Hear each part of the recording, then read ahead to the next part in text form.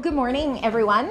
We may have a few more that are coming in to join us, and we thank you for being here on this wonderful Wednesday morning. Wish the sun was shining, but I guess it's not snowing, so that's a really good thing, right? We welcome you here to John Harris Elementary School. We are going to have a brief welcome from our superintendent, and Dr. Maher, if you'll join us down here and say hello to these wonderful folks. Well, good morning, everybody. Good morning. Thanks for being here. Much appreciated. Your presence is truly valued by the school district. I don't know if you caught it, but I did when Deanne introduced me and said that I would give a brief welcome. And she really emphasized brief. That's because she's heard me speak a lot. So the necessity for brief. I'm going to tell you a little bit about my day. My day started at STI. There's a function going on out there, and we're working on workforce development and what can we do for our community and how does the Sioux Falls School District play into that. And they had a very nice breakfast there. And then I came here and saw the coffee cake and went, oh, I couldn't, but I did. That was delicious. And a little bit later this morning, I get to go down to Washington Pavilion and eat with students from Lowell Elementary at a lunch etiquette luncheon today. So I shouldn't go home malnourished today, for sure.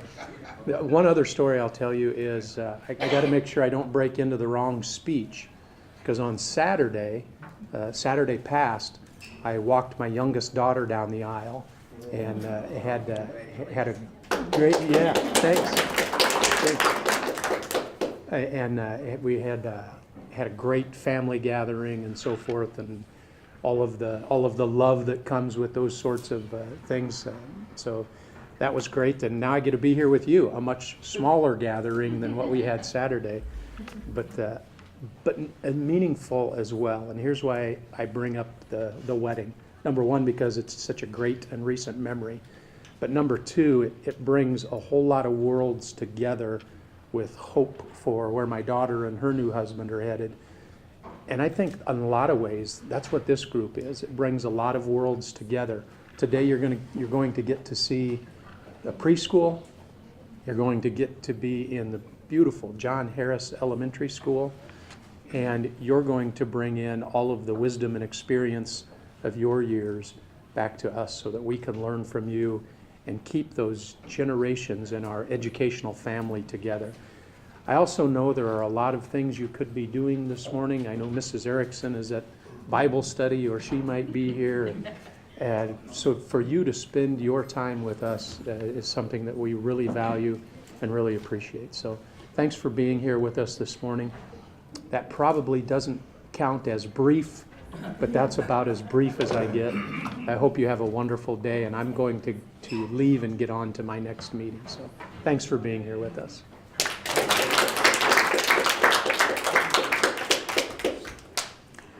When I said the word brief, I caught his eye out of the corner, so I knew he was going to say something about that.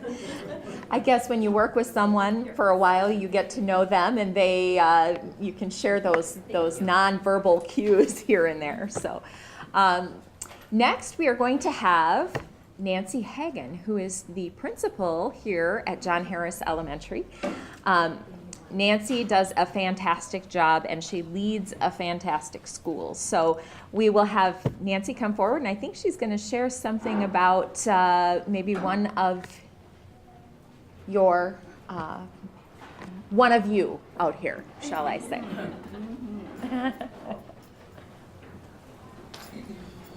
Good morning and welcome to John Harris Elementary, and I am Nancy Hagen, the principal. I have been serving John Harris Elementary for 8 years, and before that I served at Terry Redlin and Jane Adams and Annie Sullivan, so I've become familiar with the district over the years. But in the meantime, I feel very blessed to serve the John Harris community. We have about 680 students that attend John Harris. We have amazing children here, parents that are involved in their child's education. we have a staff here that is so passionate about children and educating children for the future.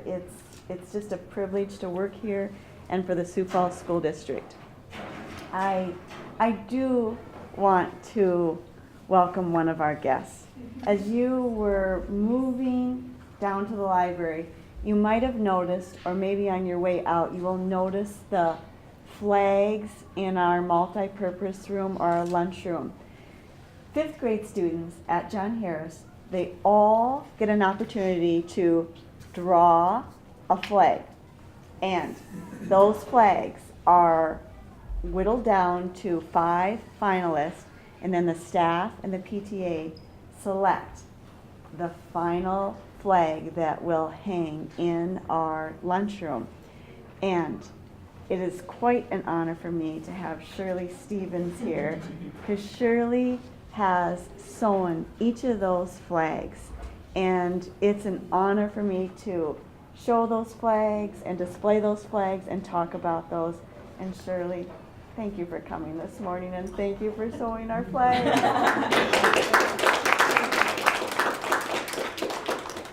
I also wanted to briefly mention that here in the elementary school, I know that you can envision what occurs within our classroom.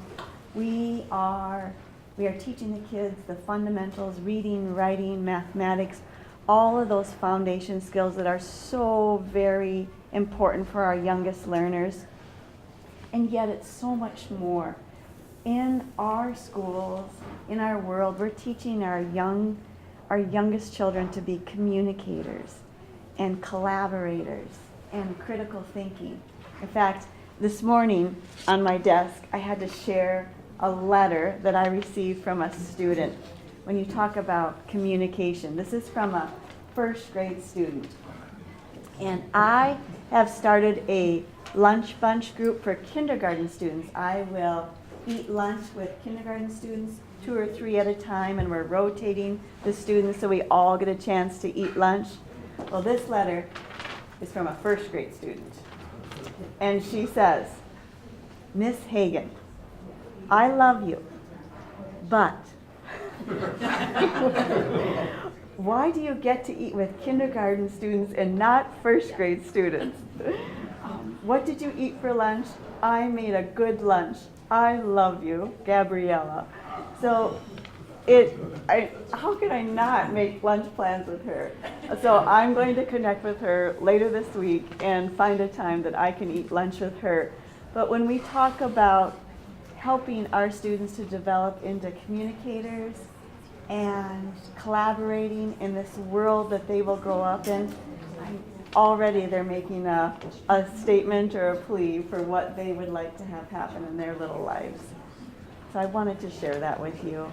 Thank you for coming. You're going to get a chance to visit some of our youngest students here, and it's such an honor to have you here. Thank you for coming, and thank you for spending your morning with us.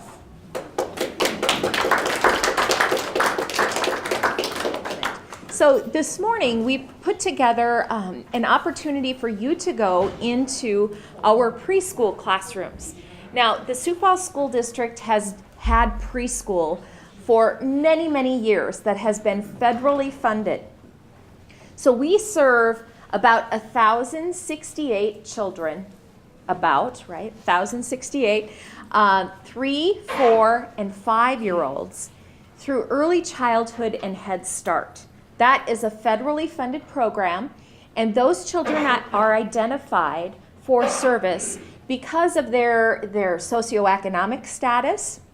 Their families may not be able to pay for a quality preschool education, and also because a child may be identified with a delay in learning of some sort.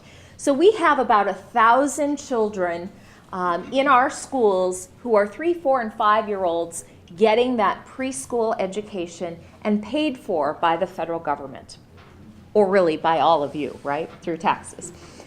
Then actually it was in the fall of 2013, so we are 3 years in. we started to hear a number of people who were moving to Sioux Falls from other states say to us, well, I'd like to get my child into preschool.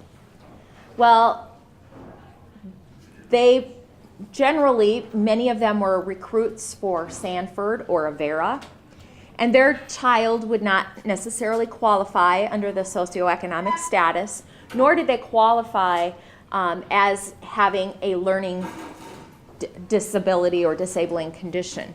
So they were used to coming from other states where there was preschool available to their children inside the public education system.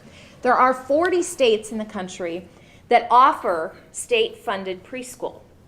So South Dakota is not one of those 40. And that was odd to these people who were moving into Sioux Falls, and they were wanting the convenience of being able to drop their child off. Maybe they have a second grader and they drop their child off at school. They wanted to drop their preschooler off as well. And we didn't have a program in order to meet those needs of those families. Now, you are probably all very familiar with private funded preschools in Sioux Falls. The Apple Trees, MB has a wonderful program. Washington Pavilion, and many churches have their own preschools as well. We do not want to compete with those folks. We need them because we don't have the space to take all of those preschool children under the roof of the Sioux Falls School District. Our facilities are just not ample enough to welcome all of those children in. So we really appreciate the private preschools in our community. We couldn't do it without them, but we noticed and we wanted to make it available to families who wanted their child in the public schools for that preschool education. So in 2013, we started with one classroom over at Harvey Dunn Elementary. That was our first location. And by one classroom, I mean we have a morning session of children and an afternoon session of children. We use one classroom. So we had space in 2013 to have one classroom of children. We take 17 in the morning and 17 in the afternoon. There is a teacher in the classroom and an education assistant. So there are 2 adults in the classroom per 17 students. A ratio of 8.5 to 1 is a pretty good ratio when you have lots of little learning bodies and minds that are inquisitive and learning how to be social, learning how to take turns. It's a busy time, definitely, in that classroom. So 17 is the number that we've settled on. We filled a morning and an afternoon class at Harvey Dunn.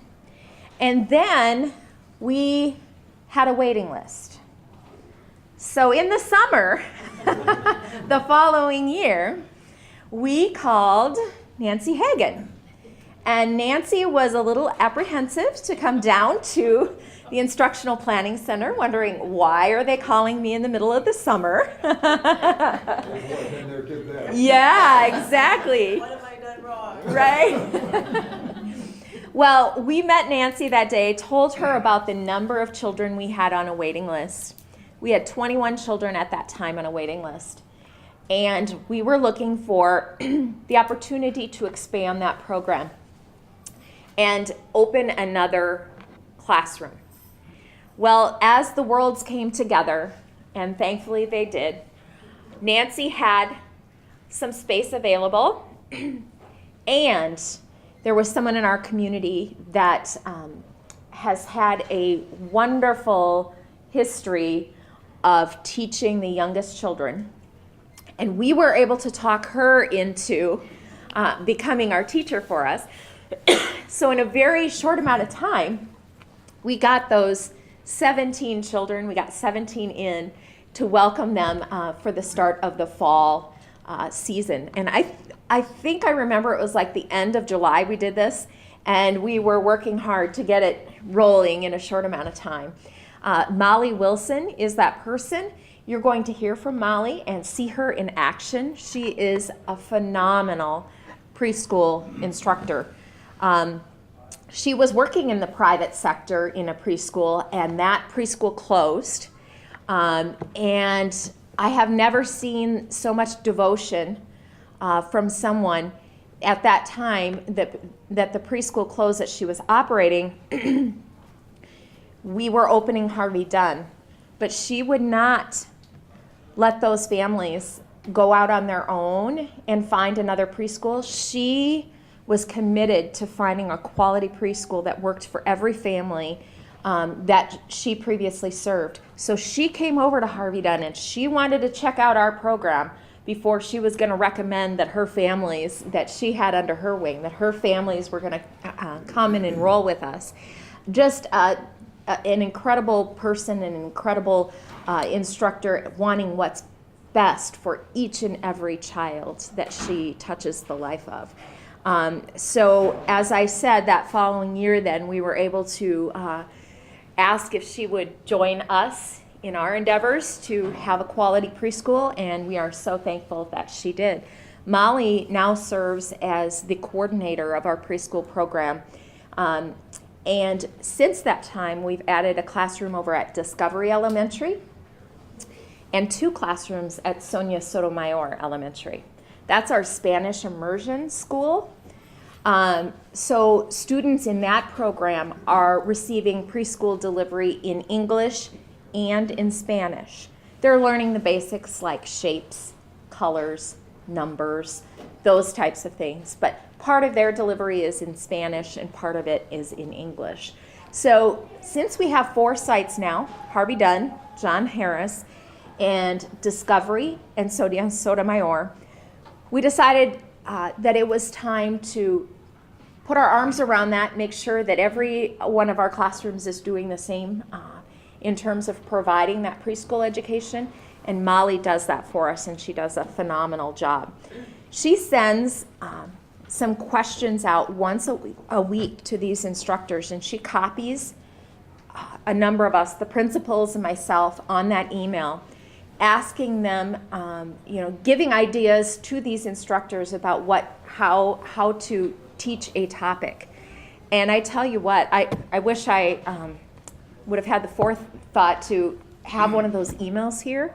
She is amazing when she is teaching, if they're learning a concept, she goes through piece by piece by piece, describing to them in a simple email how they can make a more effective lesson to help these children learn. So why is preschool education important? Well,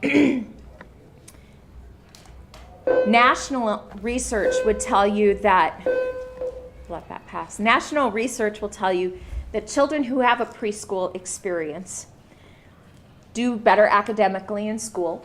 They're more prepared. They know how to share with one another, walk in a line, all of those organizational things that we learn, being social, being friendly, being a team player, not all about me, but about us. So they do better academically. They earn higher salaries after graduating from high school. They go on to college and earn higher salaries. And there's less criminal activity in children who are in preschool. And there's been a number of studies over time following these children who have had preschool opportunities. So we certainly respect the families that say, no, my 3, 4, or 5-year-old is going to stay at home or in a preschool or in a daycare setting prior to, coming as a kindergartner. That's fine. It's individual parent choice. So we don't require it of anyone. Our state does not require it of anyone, but yet there are a lot of people out there, myself included, who want that preschool education for their child. And we wanted to be able to answer that call for parents who had a need. They were looking for convenience. So we found the space in our schools to do this. Now, those 17 children in each classroom are here for 3 hours in the morning, and we have another group that comes for 3 hours in the afternoon. 3, 4, and 5-year-olds, and actually we just take 4 and 5-year-olds in the Learning Adventures program. 3-year-olds, there's still some bathrooming, situations and issues, so we just go with 4 and 5-year-olds. And they are eager to learn, but by the end of 3 hours, their bodies and minds are ready for a break. So we don't have the space to provide wraparound childcare in our schools. Our facilities are well used, but we just don't have the extra space to keep them here. So they arrange transportation. Parents are required to arrange transportation. There's a lot of carpooling that goes on, and in some cases, the daycares in the city will come and pick children up also from the preschool program. So it has worked wonderfully well for us. In the classroom, a typical day is greeting time in the morning, where they're doing things like calendar, dates, talking about the weather, talking about feelings, giving people a chance to all discuss what's on their mind for the day. They go into a reading activity. There are math concepts taught, science. We have art, lots of fun little art projects. They have an opportunity to do music in the classroom. They don't go to a special, as we call it. They don't go to the music room, but there are instruments and tools in the classroom to help them with exploration, so they're getting some of that fine arts as well. And then we're working on large motor skills, fine motor skills, simple things like, how do you fold a piece of paper, how do you cut, those types of things. So giving them the very basics. We've had wonderful feedback from our families who have joined us.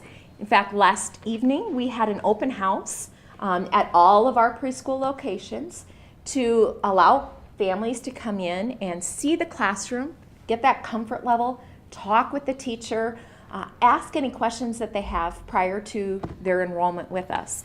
So in those 4 locations, we have a little more than 100 students currently learning, and this is a fee-based program. As I described, early childhood is federally funded. This preschool opportunity is fee-based. So the parents pay every 2 weeks, and it's $125 every 2 weeks. That's actually very competitive and a bit lower than most of the other preschools in our community. We survey and find out about the costs of those preschools as well, because we want to make it an affordable option. And so the tuition then pays for the teacher, the education assistant, and also the supplies in the classroom, the art supplies and things like that. So we're going to give you an opportunity. This classroom that Nancy found for us is not huge and spacious. It works, but it's not one of our largest classrooms in the school district. So we are going to take a group of you to that classroom to see this in action and to hear Molly in her instruction.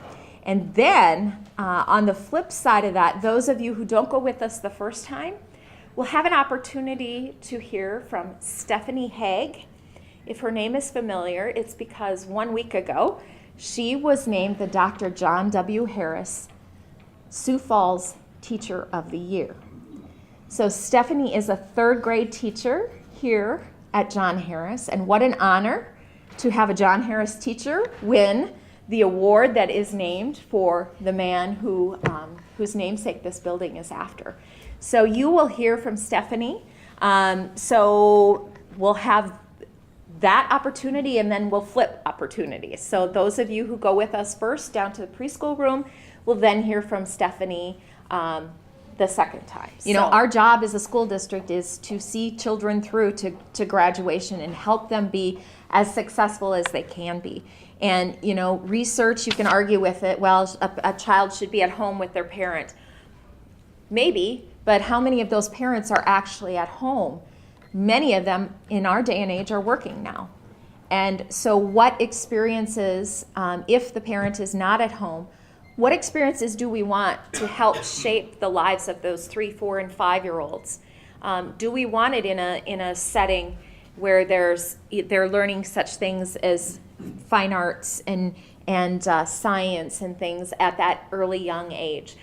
I don't think anyone can argue with the life lessons a parent teaches their child. Unfortunately, our society and our need for income and survival requires that both parents oftentimes work, and so it's a conversation that you could pick apart in a million different pieces. But at the end of the day, the Sioux Falls School District, our job is to help students graduate and become as successful as they possibly can be, despite those socioeconomic factors, despite any learning delays that they may have. We're going to work as hard as we possibly can. So this preschool growth and development in the school district is one step to help us continue to do that. And the fact that parents are signing up and competing for those spots shows us that there's a need in the community and a desire in the community that the public schools do have this opportunity for families. So this is Stephanie Haig, our 2017 Dr. John W. Harris Teacher of the Year.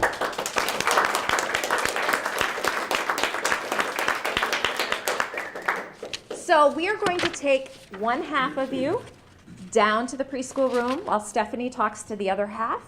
And then we will do that swap and bring the first group back and take the second group, and Stephanie will talk to the second half of you. So just for ease of, why don't we take this group and here, and Martha and Joanna and this group, why don't you stay and talk to Stephanie first, and then we'll do our swap. Well, first, just thank you for joining us here at John Harris this morning. I understand that you are taking a look at our preschool. We have enjoyed having that addition here at John Harris, and it's always fun to see our youngest learners in the hallways and to see their artwork and their excitement, so that has been fun for us. I have been a teacher here in the Sioux Falls district for 14 years, and I've been at John Harris for 9. I've taught lots of different grades, and I've enjoyed them all.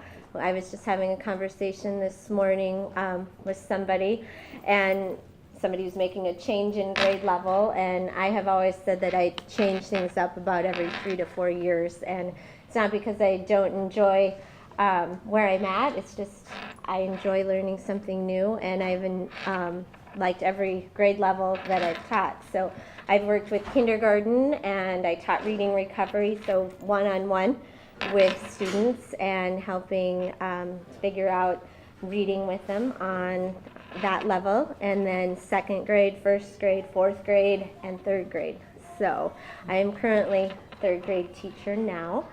Before I became a teacher, I actually had a business degree and enjoyed that, liked it a lot. But when I was reflecting and having lots of conversations with my family, it wasn't necessarily what I saw myself doing for the rest of my life, and got introduced to Junior Achievement, was a volunteer with them, and had a great teacher that I worked with there who kind of encouraged me, and then I decided to go for it. So it was kind of a leap of faith, and one I'm glad that I took. Went to work somewhere else, very flexible with me, allowed me to go back and forth to classes, and was able to work at the same time, and I haven't necessarily looked back since. So it's been a fun process, a great journey, and one that I have really enjoyed. So we have a lot of great things here at John Harris, lots of wonderful teachers that do great things in their classrooms every day. This is kind of the time of year where we start to see a lot of our parents and grandparents because they're coming out to volunteer with us for field trips.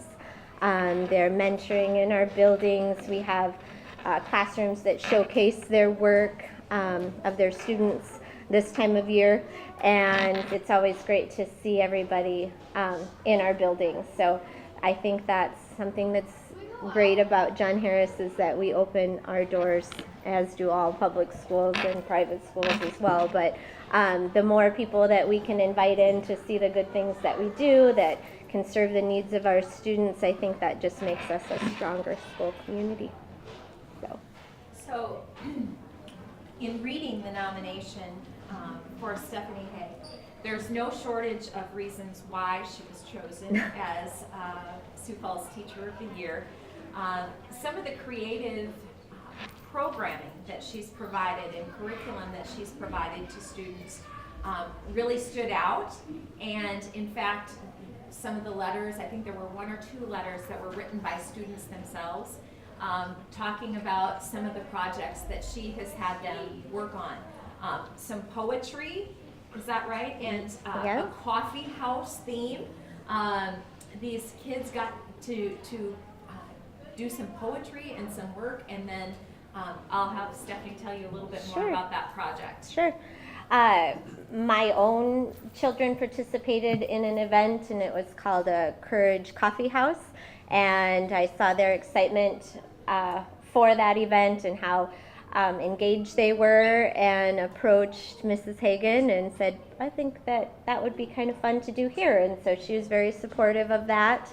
And we implemented that when I taught second grade, so it's been a few years, and I think they've kind of modified it and made it their own. But the purpose was to have our students research a historical figure that demonstrated courageous attributes. And then they would take that and relate that to themselves, and they would write then a narrative piece about a time that they demonstrated courage, and then they followed that with a poem that they would also write about themselves in a courageous experience. So they were, comparing historical people to themselves, and kind of able to reflect on how sometimes we always, we'll say courage doesn't always roar, sometimes it's that quiet voice. So that's kind of what we were hoping that they could recognize in themselves, that, even though you may not have done something world noteworthy yet, you learned how to ride your bike without training wheels. And so just, recognizing that they too, in their everyday lives, have that courage, and sometimes things are hard and you can do it. And that's kind of the premise of that event. That has stayed with second grade. Third grade, a few of us have adopted what we call a genius hour, and that's been a fun process. This is our second year with that, and we got that from Google. And the purpose of that, Google allows their employees 20% of their work day or work week to research things that they are passionate about. And with that, Gmail has come to be, and some other interesting programs that Google have developed, just because their employer recognizes the value of allowing people to research and innovate and create things that are passionate to them. So education's taken that concept and brought it back into the classroom, and we allow students a certain amount of time every week to research things that are interesting to them. And right now in my classroom, we are working on saving zebras. And Is that why you chose the attire today? I did. Oh. No. Yeah. Theme? No. What else? One of my students is designing a cardboard pinball machine. The other is researching the nervous system. So just kind of a wide variety of things. And with that, then they are allowed the ability to present that to our parents and our grandparents and neighbors and special guests. We open it up for a showcase. So they're proud of the work they've done. They've spent a lot of time. It means something to them because we've given them that choice. And they can present by making a movie or a brochure, or I have some of them actually building a pinball machine, and they'll bring that in and they share what they've learned. So through that, we are not stepping away from any of our content area or standards. Our students are writing and they're reading and they're researching, and they're just a different way of engaging in an activity that we would be doing anyway in our classrooms. Well, good morning. My name is Molly Wilson. In preschool, they call me Miss Molly. And Miss Lori is the other teacher here in preschool. And we are so glad that you could join us today. This is our Learning Adventures preschool class here at John Harris. And our friends in here are 4 and 5 years old.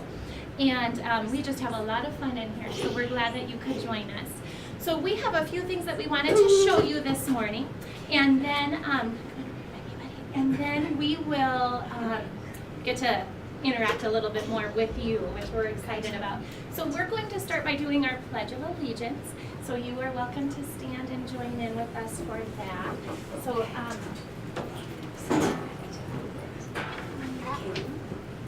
all right, so preschool friends, turn and look at me first.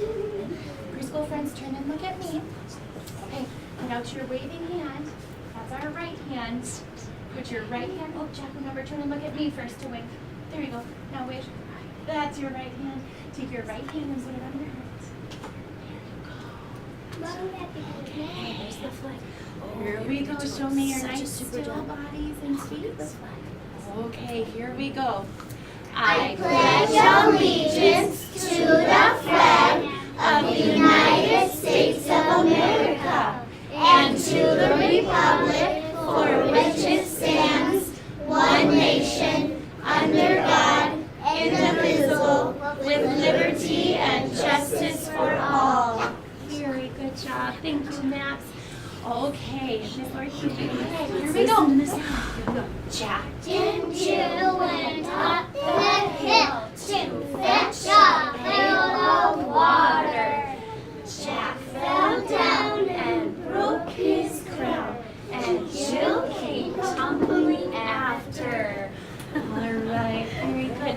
We've got a few more for you, and as we were saying earlier this morning, nursery rhymes are such an important part of what we do in preschool, as we are building that foundation before children are learning to read and all that. The rhythm and rhyme of language is a really important piece. So we do a lot with nursery rhymes in our class.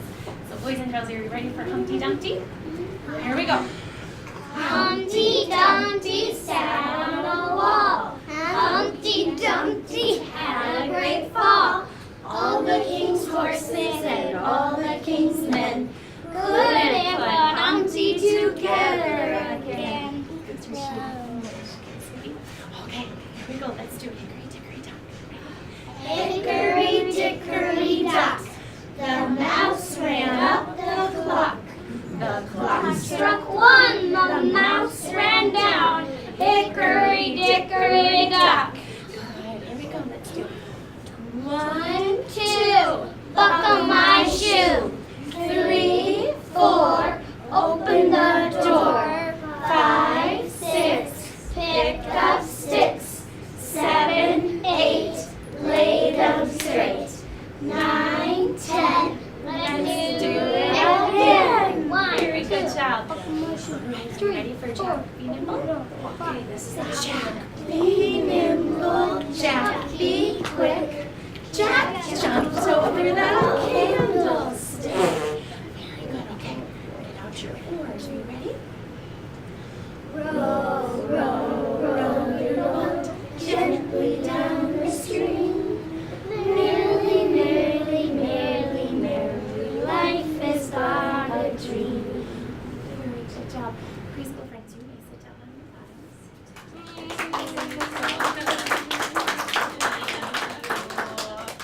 It is such a pleasure to be in the preschool room every day, Miss Lori, and I just absolutely love being here, and it's just an amazing experience to be able to watch these little ones come in at the beginning of the year and to grow together and play and interact, and we do a lot of painting and exploring, and last week we were learning about construction and we got to build a birdhouse together. One of the fathers from our classroom came in and helped us with that, and we just have a lot of fun in preschool. So it is an absolute pleasure to teach preschool. It's the best job in the whole world, and we're so glad that you could be here with us today. So what we're going to do next is we're going to come join you at the tables, and we would love to play bingo with you. So this bingo game is a little bit different, It's a bingo game that helps us focus on our listening skills and some language development. So hearing sounds and being able to identify what that is and talking about things from our community that help us to be able to play the bingo game. So when our preschool friends come over to the tables though, we have been working on our social skills. So they're going to hold out their hand and they're going to shake your hand and practice saying, "I'm Molly, it's nice to meet you." So if you could introduce yourself to them, that would be wonderful. First time around we were a little shy, but I think we're warmed up and ready now. So preschool friends, when it's your turn, you may go choose a place at the tables. And you know what? I think our bingo cards still have the markers on them, so we can take those off so we're ready for our next game. Okay, so let's see, Layton and Kaden and Max, you may go first and choose a place at the tables. Find someone to introduce yourself to. All right, Kennedy and Jack and Cooper, you can go ahead. Good, Cooper. Say Cooper.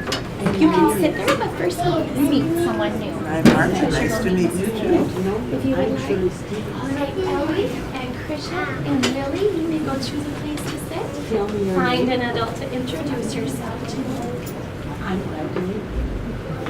Yes, preschool friends, make sure you're saying it's nice to meet you. Victor and Tony, you may go choose a place.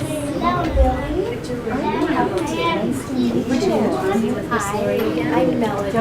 Thank you, Cooper. Kennedy. What's your name? Cooper. Nice to meet you. I'm Melody. Victor, where would you like to sit? Would you like to come over here? You could even sit on that chair right there. What do you say? Victor. Do you know what this is?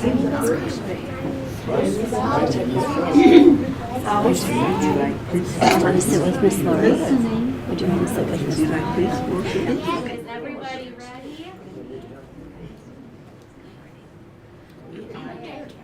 And I have a lawnmower. I didn't have these guys last time. Here's our first one.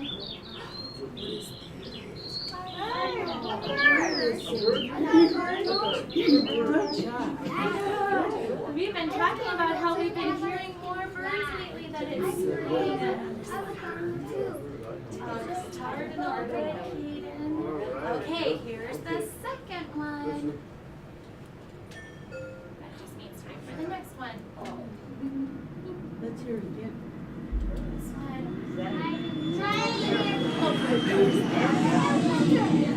That one flies in the sky. That one was what?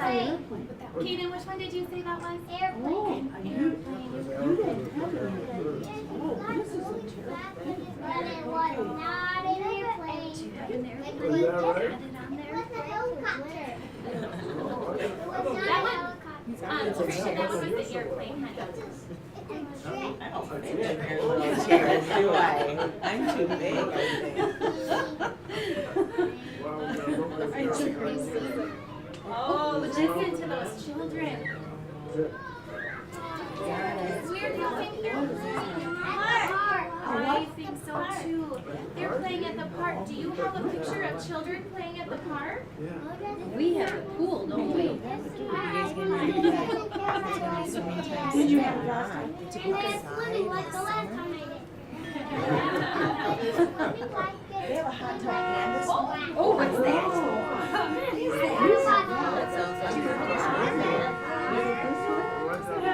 That's a lot. Thank you very much. My son is active duty and he's special ed. So any association. Boys and girls, raise your hand if you know what that sound was. Cool. What was that? That was a car. Now, usually when you're driving, we don't honk that many times. Hopefully. I'm not sure. Sometimes you hear fun stories from them that night. Oh, my mom honks all the time. Okay, here's the next one.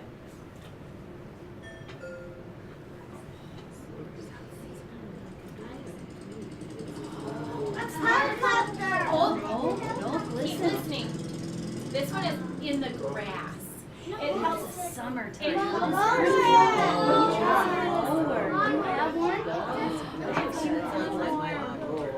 You don't have that. Do you know what does the lawnmower do? It cuts the It's kind of cuts the grass. It cuts the grass. When our grass gets long, we use a lawnmower to cut the grass. Here's what I would like you to do. I would like my preschool friends to turn and look at the adult that is sitting close to them. And I would like you to say to them, I want you to look at their eyes and I want you to say, thank you for playing with me. Very good. And then preschool friends, I want you to come get your special paper to give to them. And then we will say goodbye. Your special paper. Your special paper. Did I get it? Your special paper. Just give I'll give you that.